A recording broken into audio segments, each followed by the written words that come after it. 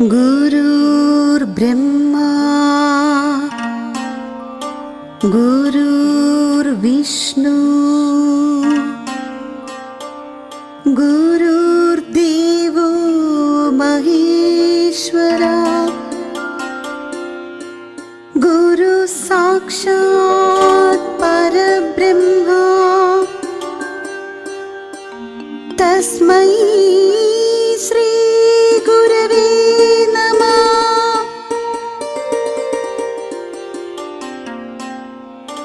ഭാരതീയ തത്വശാസ്ത്രങ്ങളിൽ ഗുരു എന്നതിന് വളരെ പ്രാധാന്യമുണ്ട്. ഗുരുവും ശിഷ്യനും തമ്മിലുള്ള ബന്ധങ്ങളെ വരച്ചു കാട്ടുന്ന നിരവധി കഥകളാണുള്ളത്. അതിൽ ഹൃദയസ്പർശിയായ സുകുമാരചരിതം എന്ന കഥയാണ് ഇവിടെ അവതരിപ്പിക്കുന്നത്. പണ്ട് ഗുരുകുല വിദ്യാഭ്യാസമായിരുന്നു. ശിഷ്യന്മാർ ഗുരുവിൻ്റെ ഭവനത്തിൽ താമസിച്ച് അവിടുത്തെ എല്ലാ ജോലികളും ചെയ്തതിന് ശേഷമാണ് വിദ്യ സ്വായത്തമാക്കിയിരുന്നത്.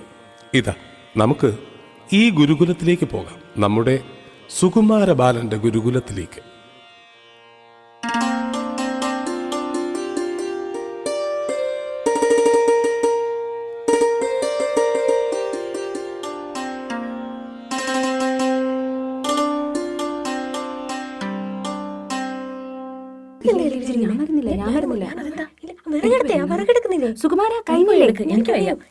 സുകുമാര എങ്ങോട്ട് വന്നേ?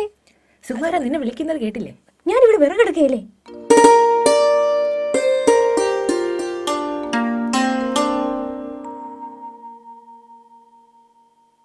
ഹാവ്, ഞാൻ എന്റെ ജോലികളെല്ലാം തീർത്തു. ഞങ്ങൾക്കും കഴിഞ്ഞു. വേഗം വരൂ, ഗുരു ഇപ്പോൾ വരും. വേഗം ശരീരം ശുദ്ധിയാക്കി അധ്യയനം ആരംഭിക്കാം. സുകുമാര, നീ വരുന്നില്ലേ? സമയം ഏറെ ആയല്ലോ. നിന്റെ പണിയൊന്നും തീർന്നില്ലേ? നിങ്ങൾ പൊയ്ക്കോളൂ, ഞാൻ ഇപ്പോൾ വരാം. എനിക്ക് ഇനിയും കുറച്ച് പണികൾ കൂടി ബാക്കിയുണ്ട്.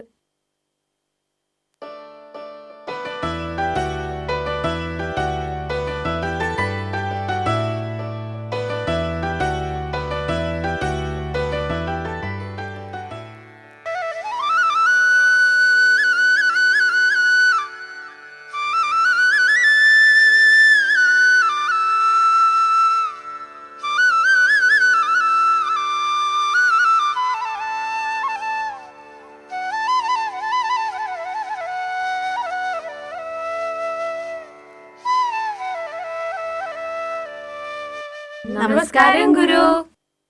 നമസ്കാരം. എല്ലാവരും എത്തിയോ? ക്ഷമിക്കണം ഗുരു, സുകുമാരൻ ഇനിയും എത്തിയിട്ടില്ല.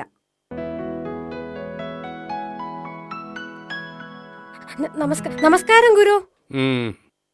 എന്താ സുകുമാര ഇത്രയും വൈകിയത്? ചോദിച്ചത് കേട്ടില്ലേ? ഗുരു, സുകുമാരന് ഞങ്ങളെക്കാൾ ജോലി കൂടുതലാണ്, അതാണ് വൈകിയത്. നിങ്ങളോട് ഞാൻ ചോദിച്ചോ? ക്ഷമിക്കണം ഗുരു. സുകുമാര, നിനക്ക് കൃത്യനിഷ്ഠ ഇല്ലാത്തതാണ് ഇതിന് കാരണം. നോക്ക്, സമയത്തിനെ നമ്മൾ എത്രമാത്രം ബുദ്ധിപൂർവ്വം ഉപയോഗിക്കുന്നുവോ അതാണ് നമ്മുടെ ജീവിത വിജയം. ഇനി മുതൽ നീ കൃത്യനിഷ്ഠ ഉള്ളവനായി തീരണം. ക്ഷമിക്കണം ഗുരു, ഇനി ഇത് ആവർത്തിക്കില്ല. ശരി ശരി, അതിരിക്കട്ടെ. കഴിഞ്ഞ ദിവസം നമ്മൾ എന്തിനെ കുറിച്ചാണ് സ്വായത്തമാക്കിയതെന്ന് പറയാമോ? ഉപനിഷത്തുക്കളെ കുറിച്ചാണ് പഠിച്ചത്. ആ, വളരെ ശരിയാണ്. അവയെക്കുറിച്ച് ഒരിക്കൽ കൂടി വിശദമായി പറയാം.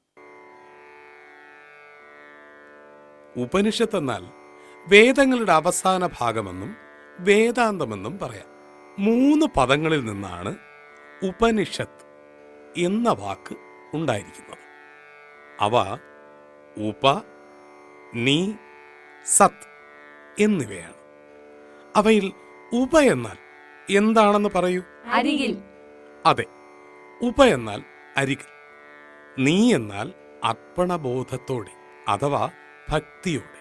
സത്ത് എന്നാൽ ഇരിക്കുന്നത് എന്നാണ് അർത്ഥം. അതായത് പരമസത്യത്തെക്കുറിച്ചുള്ള പാഠങ്ങൾ മനസ്സിലാക്കുന്നതിന് ഗുരുവിനരികിലായി അർപ്പണബോധത്തോടെ ഇരിക്കുന്ന ശിഷ്യനെയാണ് ഉപനിഷത്ത് എന്ന പദം കൊണ്ട് അർത്ഥമാക്കുന്നത്. പ്രധാനമായും 108 ഉപനിഷത്തുക്കളുണ്ടെന്നാണ് പറയപ്പെടുന്നത്. അവയിൽ ഏറ്റവും പ്രധാനമായ 10 ഉപനിഷത്തുക്കളെക്കുറിച്ച് ഞാൻ പറഞ്ഞു തരാം.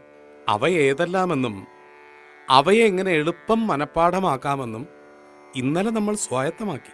അവ ഏതെല്ലാമെന്ന് ഒരിക്കൽ കൂടെ പറയാമോ?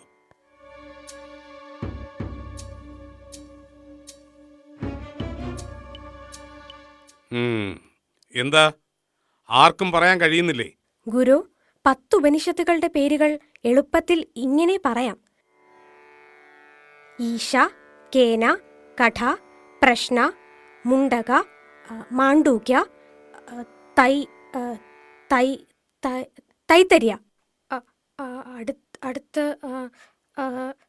എന്താ സുകുമാര, നീ ഓരോ ദിവസം കഴിയുന്തോറും വളരെ മോശമായിട്ടാണല്ലോ വരുന്നത്. എന്താ നിന്റെ ബുദ്ധിക്ക് സംഭവിച്ചത്? നിനക്കിതൊന്നും പഠിക്കാൻ വയ്യെങ്കിൽ ഇവിടെ തുടരണമെന്നില്ല. ക്ഷമിക്കണം ഗുരു, എന്നോട് കോപിക്കരുതേ. ഞാൻ ഇനി കൂടുതൽ ശ്രദ്ധയോടെ കാര്യങ്ങൾ ഗ്രഹിക്കാം.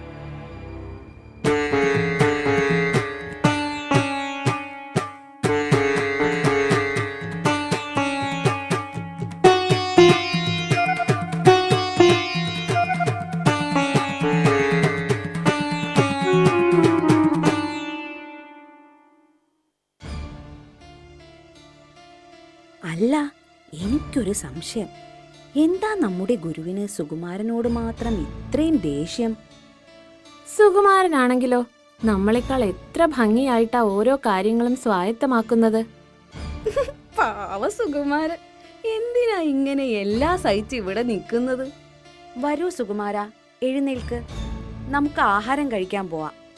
വിഷമിക്കണ്ട. നിനക്കത് പറയാം. പാവം, എന്നും ഗുരുവിന്റെ വഴക്ക് കേട്ട് സങ്കടപ്പെടാനാ അവന്റെ യോഗം. ഞാനാണേൽ ഇതൊന്നും സഹിക്കാൻ നിൽക്കില്ല, വീട്ടിലേക്ക് പോയേനെ. ഈ സുകുമാരന്റെ കാര്യം കഷ്ടം തന്നെ. നീ ഇങ്ങനെ എത്ര നാൾ സഹിക്കും?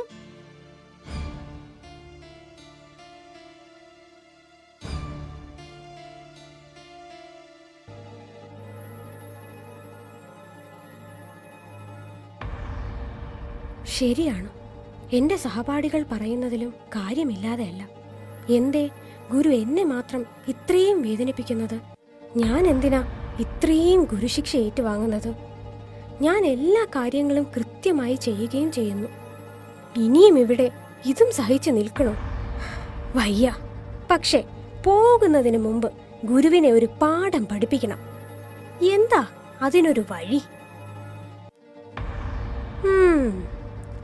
നാളെ ഗുരു പഠിപ്പിക്കാനിരിക്കുന്നതിന്റെ പുറകിൽ ഒളിച്ചിരുന്നിട്ട് ഒരു വലിയ പാറക്കല്ലെടുത്ത് ഗുരുവിന്റെ തലയിലിടാം. അതോടെ ഗുരുവിന്റെ കഥ കഴിയും. അത് കഴിഞ്ഞ് ഇവിടെ നിന്ന് ഓടിപ്പോകാം.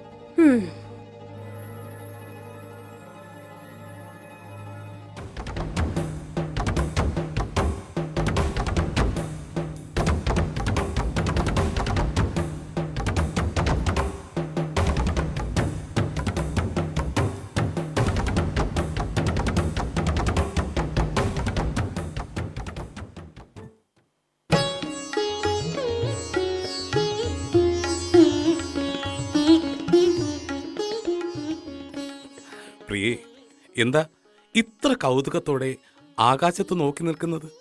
സ്വാമി, ആകാശത്ത് നോക്കിയാലും പൂർണ്ണചന്ദ്രനെ കാണാൻ എത്ര ഭംഗിയാണ്. നോക്കിയിട്ടും കണ്ണെടുക്കാൻ തോന്നുന്നില്ല. ഭവതി പറഞ്ഞത് ശരിയാണ്. പക്ഷേ ഈ പൂർണ്ണചന്ദ്രനേക്കാൾ എത്ര സുന്ദരനാണ് എന്റെ പ്രിയ ശിഷ്യനായ സുകുമാരബാലൻ, അല്ലേ? സ്വാമി, എന്താ ഇപ്പോ പറഞ്ഞത്? അങ്ങേക്ക് സുകുമാരബാലനെ ഇത്രയ്ക്കിഷ്ടമാണോ? അതെ ഭവതി, ഈ ലോകത്ത് എന്തിനേക്കാളേറെ ഞാൻ ഇഷ്ടപ്പെടുന്നത് എന്റെ പ്രിയ ശിഷ്യനായ ആ സുകുമാരബാലനെയാണ്. എന്നിട്ടാണോ അങ്ങ് ആ കുഞ്ഞിനെ എപ്പോഴും നിർദ്ദയം ശാസിക്കുന്നത്? പ്രിയേ, എന്റെ വാത്സല്യനിധിയായ സുകുമാരൻ മറ്റ് ശിഷ്യന്മാരെ പോലെ അല്ല. അവൻ അതിബുദ്ധിമാനും ഏറെ ഗുണഗണങ്ങൾ നിറഞ്ഞവനുമാണ്. ആ കുഞ്ഞിനെ ഒരു മഹാപണ്ഡിതനാക്കി മാറ്റുകയാണ് എന്റെ ലക്ഷ്യം. സ്വർണത്തെ മിനുക്കി അതിന്റെ പകിട്ട് വർദ്ധിപ്പിക്കുന്നത് പോലെയാണ് ഞാൻ എന്റെ പ്രിയ ശിഷ്യനെ അജ്ഞാനമെല്ലാം മാറ്റി ഒരു തികഞ്ഞ ജ്ഞാനിയാക്കി മാറ്റുന്നത്. പക്ഷേ സ്വാമി, അങ്ങ് ഇത്രയും കോപത്തോടെ പെരുമാറുന്നത് ഇതിനു വേണ്ടിയാണെന്ന് ആ ബാലൻ അറിയാമോ? അതാണ് ഞാൻ പറഞ്ഞത്. എന്റെ ഈ പ്രിയ ശിഷ്യൻ മറ്റു കുഞ്ഞുങ്ങളെ പോലെ അല്ല. ഇതൊക്കെ മനസ്സിലാക്കാനുള്ള ബുദ്ധിയും വിവേകവും അവനുണ്ട്.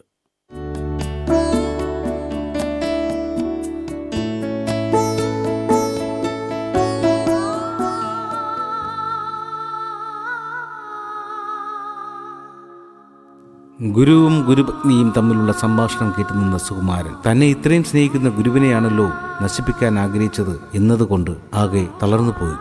കയ്യിൽ കരുതി വെച്ച കല്ലിനെ ഉപേക്ഷിച്ചുകൊണ്ട് നിരാശനായ ഗുരുവിന്റെ അരികിൽ വരുന്നു.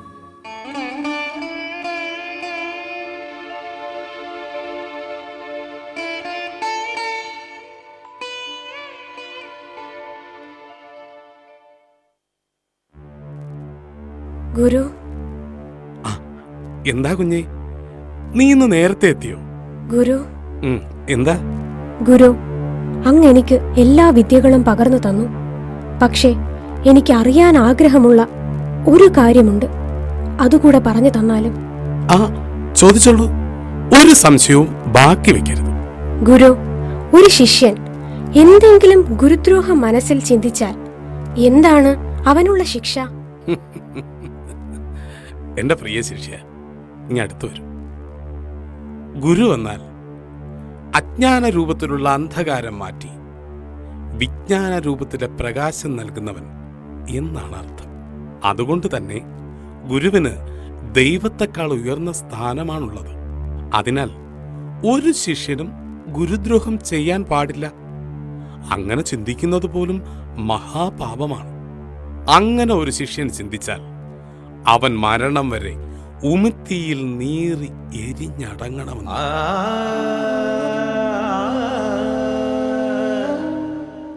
ഇവിടെ അങ്ങനെ ചിന്തിക്കാൻ എന്താ കാരണം?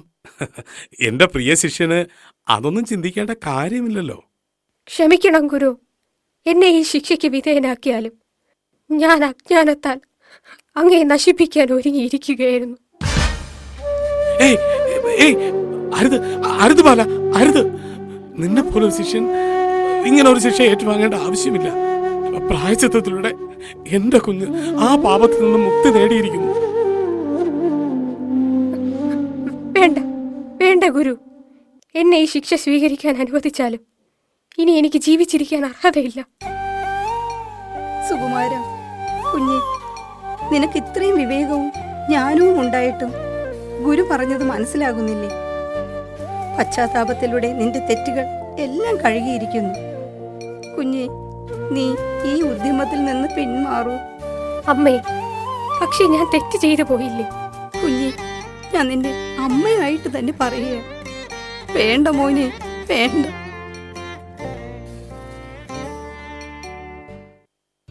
നീ ഞങ്ങൾ പറയുന്നത് കേൾക്ക്.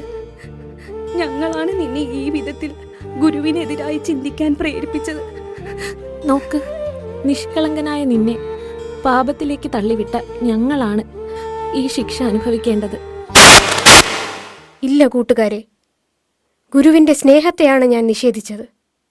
അതുകൊണ്ട് ഈ ശിക്ഷ ഞാൻ ഏറ്റുവാങ്ങിയേ പറ്റൂ.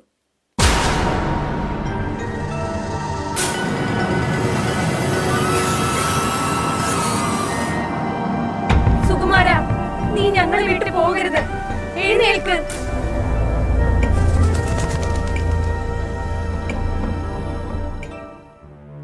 ഗുരുവും ഗുരുപത്നിയും മറ്റു ശിഷ്യന്മാരും ഈ ഉദ്യമത്തിൽ നിന്ന് പിന്മാറാൻ ആവശ്യപ്പെട്ടിട്ടും സുകുമാരൻ ഈ ശിക്ഷ ഏറ്റുവാങ്ങുന്നു.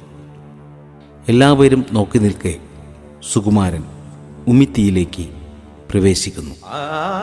മോനെ,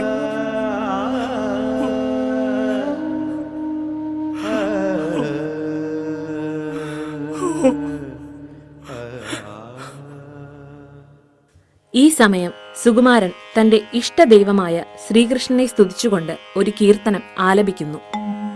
अस्ति श्रिय सत्मसुमेरुनामा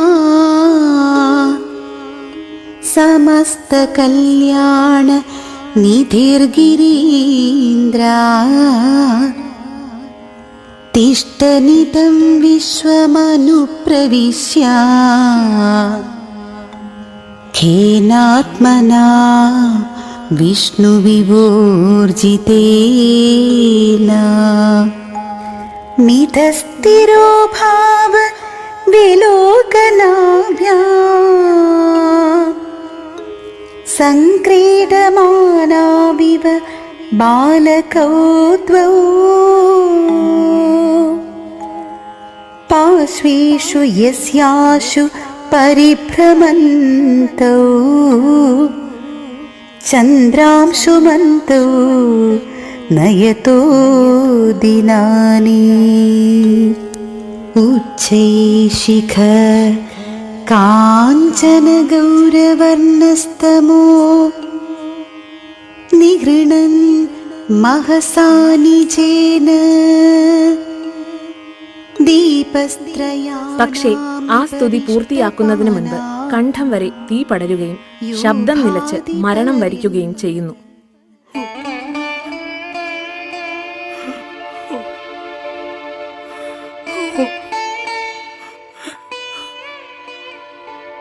ഇതിനെ ശ്രീകൃഷ്ണവിലാസ കാവ്യം എന്ന പേരിൽ അറിയപ്പെടുന്നു.